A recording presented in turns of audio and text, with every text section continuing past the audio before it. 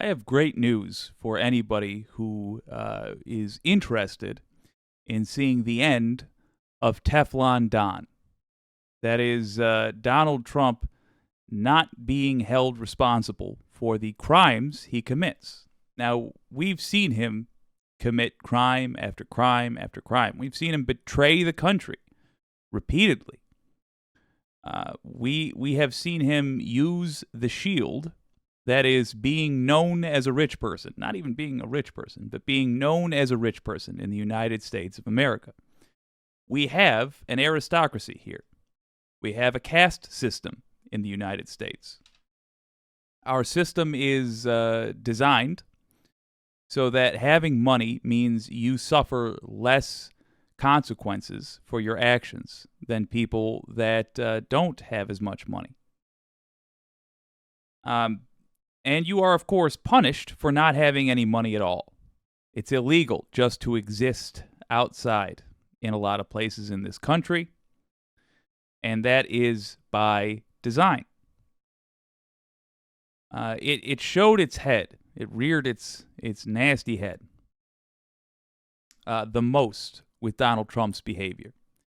He knows what the system is. He has no interest in preserving it for future scumbags. He is truly the ultimate swamp creature.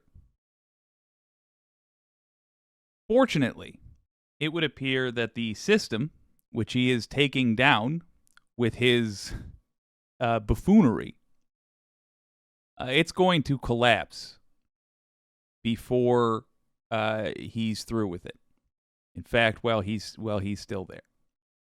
Why is that? Well, that's because of brave people who are insisting that America act like it says it is. They insist that America be a fair place, a place where no one is above the law. The bravest amongst them, E. Jean Carroll. Recently,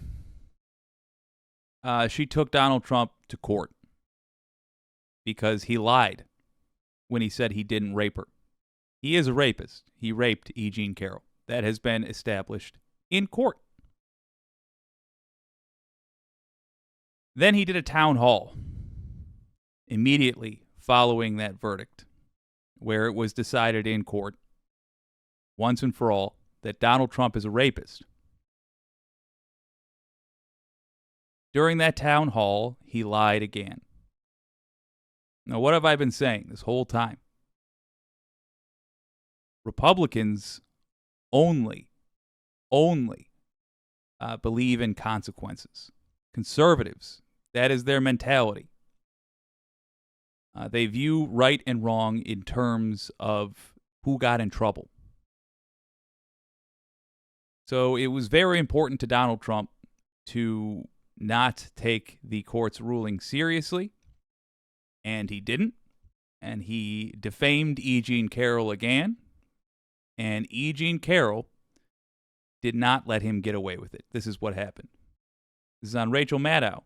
E. Jean Carroll and Robbie Kaplan were here live on the show last week in the immediate wake of that remarkable court ruling in which a jury held unanimously that former President Donald Trump had sexually abused E. Jean Carroll, and that when he denied that and disparaged her and called her a liar, he was the one who was lying. I want to point out that on that jury were Trump voters. That doesn't mean that the verdict is more legitimate. If anything, Trump voters have displayed that they have a looser understanding of reality. No, it shows they can be swayed by evidence. When they are sat down and forced into a serious conversation, they buckle. It's not because they're not made of stern stuff. They're not made of stern stuff. Trump voters are the least among us in every measurable way. But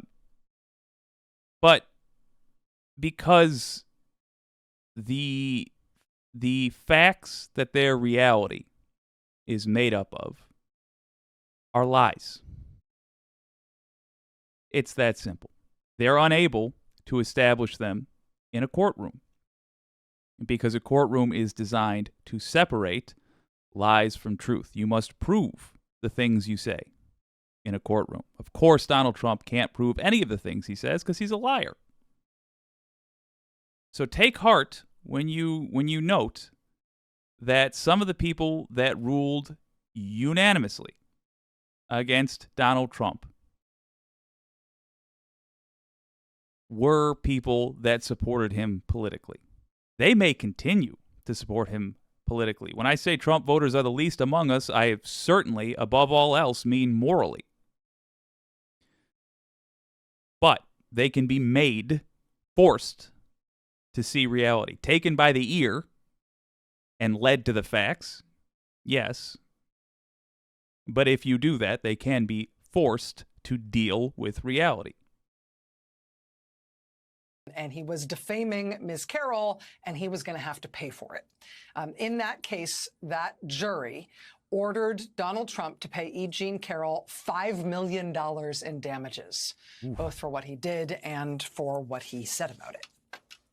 But if you watched the show last week and you saw that interview that I did with E. Jean Carroll and with her attorney, you might remember that, in addition to sort of reflecting on the fact that they had won that case, one of the things they were newly contending with in the wake of that jury verdict was that even though Trump had just been ordered to pay out millions of dollars because of his attacks on E. Jean Carroll, because of his lies about her, even though he had just been ordered to pay millions of dollars, literally within a day of that jury verdict and being ordered to pay all that money, he was out there saying all the same things again. You did force accountability, and then he did it again. The defamation, the calling you a liar, the exact same things the jury held him liable for the day before, he did again the next day on national television. Is that just the way it has to be? Do you think that potentially could be actionable if you were to file another suit? Would it work the same way? So it's definitely actionable. He's not going to get away with it another time. It's unprecedented for a person to have been held liable in defamation to keep doing the defamation. So there are not a lot of cases that we can look to for a playbook about how to do it. But suffice to say, I have a lot of lawyers who are very busy looking into this, and we are weighing all of our options. Now tonight, here we go. The New York Times was first to report E. Jean Carroll seeks new damages from Trump for comments on CNN, for comments that he made anew about E. Jean Carroll on CNN the night after the jury verdict in her case against him. Now, this is not a new lawsuit against Trump filed by E. Jean Carroll. It's effectively an addendum to the existing litigation they've already been in with Trump. That is an important thing to understand. That is the court not putting up with this nonsense. That is the court finally treating him like the repeat offender that he is. It's been established now in a court of law that Trump is a liar. We don't have to have a whole nother case. We don't have to prove that he's a rapist again. We've already proved that Donald Trump is a rapist once. Now he's lying about the same crime that he committed, which was raping E. Jean Carroll. Let's see how the court handles it. Again, not starting a whole new case over this. Not necessary. And that's important. And that means, by the way, the end of Teflon Don. He doesn't get to play these games over and over and over. He shouldn't have been allowed to play them as long as he has. But the hooks are in him now. And if they got to keep reeling this fish, let him tire himself out there in the world, and then keep reeling him in, then they will.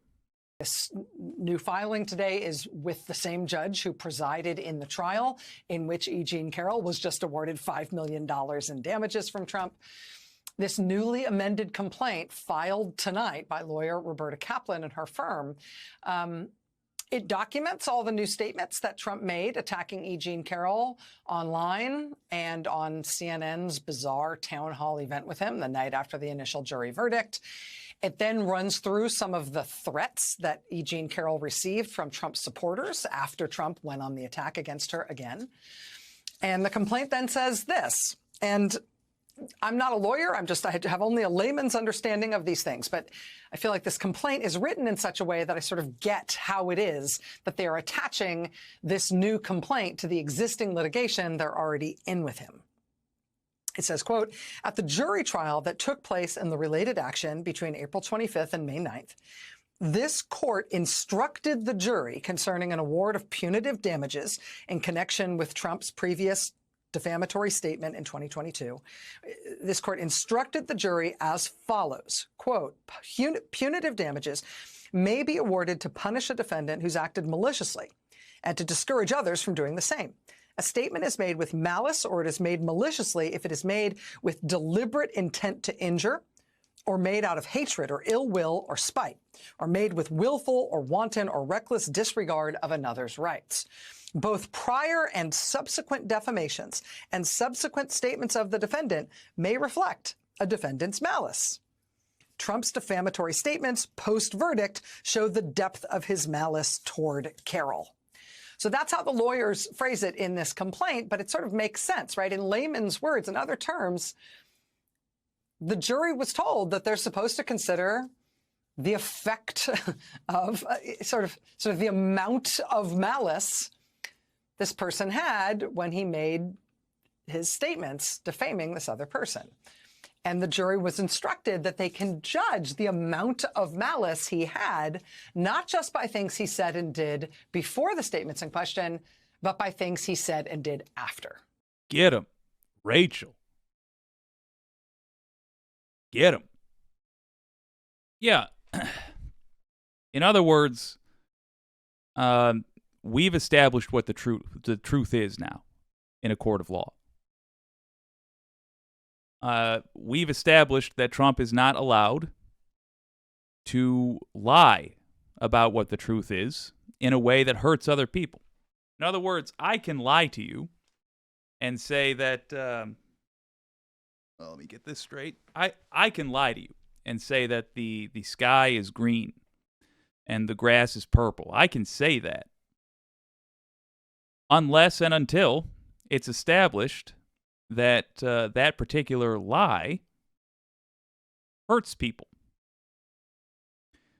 You know, in America, you have a right to swing your arms until that right interferes with somebody's right not to get hit by your swinging arms. That's what we're dealing with here. Trump has a right to lie, except about the fact that he raped E. Jean Carroll. He can't lie about that anymore. Because it hurts E. Jean Carroll. It defames her. It makes people think she is lying when she says that Trump raped her. He did.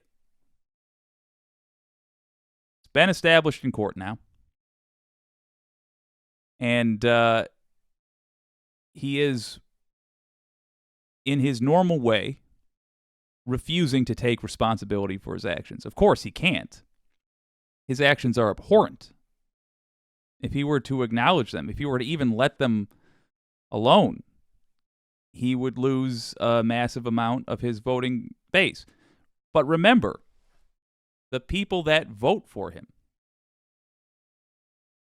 they only believe in consequences. They only believe something when they see somebody getting punished for it or being rewarded for it. So what's going to happen here again? Well, E. Jean Carroll is asking for a minimum of $10 million more dollars. Some great reporting by Rachel Maddow, by the way. $10 million additional dollars. The initial judgment was for $5 million. Now E. Jean Carroll is asking for court costs, is asking for at least $10 million more dollars. because of the stupidity of this, I think she's likely to get it. Because judges, generally speaking, do not like having their authority made a mockery of, which is what Trump has decided to do. This is going to keep happening. Going to happen in a more serious, God help me, but a legally more serious case with Alvin Bragg. It's going to happen in Georgia. It's going to happen with the documents. It's going to happen with the 2020 coup. Trump is in court now. We are in the time where the culture starts changing, and it's going to be up to us to make sure it changes in a way that is beneficial to America in the long run. That needs to mean the end of the Republican Party. The Republican Party has been the worst liability of America for 60 years. It has been actively attacking all that is decent or functional in the United States since the days of Reagan. You want to go back all the way to our founding, conservative ideology has been what has held America back for the entirety of its existence.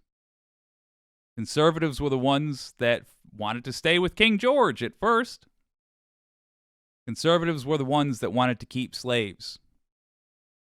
Conservatives were the ones that wanted to stop us and have thus far successfully stopped us from investing in green energy. They've made us reliant on places like Russia. Ooh, isn't that fun? Saudi Arabia for oil. We could be off that, but no.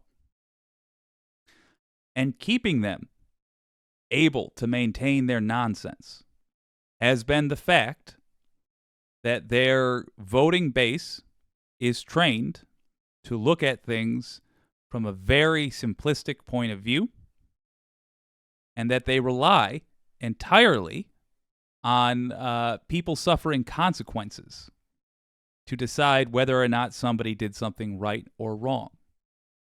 In other words, they believe cheaters never win, because if you won, you must not have been cheating.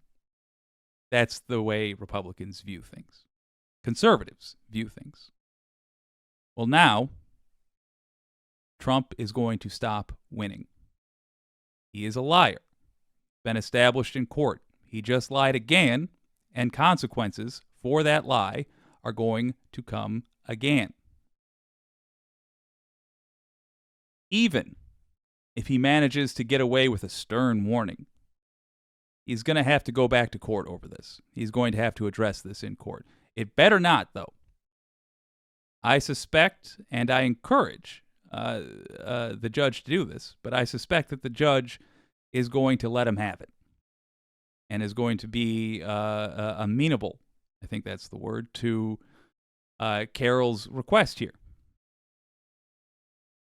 And I think as a result, this is going to be the end of Teflon Don, where nothing seems to affect him. And also as a result, it's going to be the beginning of the cultural shift that is necessary to save America, which is to say, the end of Republican immunity from consequences.